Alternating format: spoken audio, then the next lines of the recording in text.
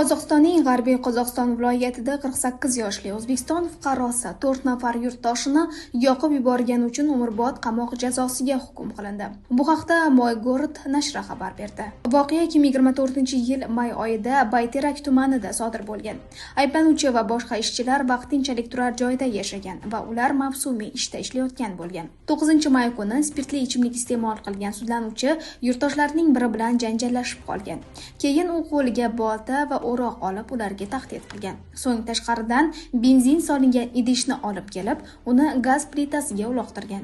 Bino tez yonuvchi materiallardan qurilgani sababli yong'in tez tarqalgan. Natijada 4 kishi halok bo'lgan, yana biri og'ir kuyish jarohatini olgan. Marhumlarning yaqinlari suddan ayblanuvchini eng og'ir jazo, umrbod qamoqqa hukm qilishni so'ragan.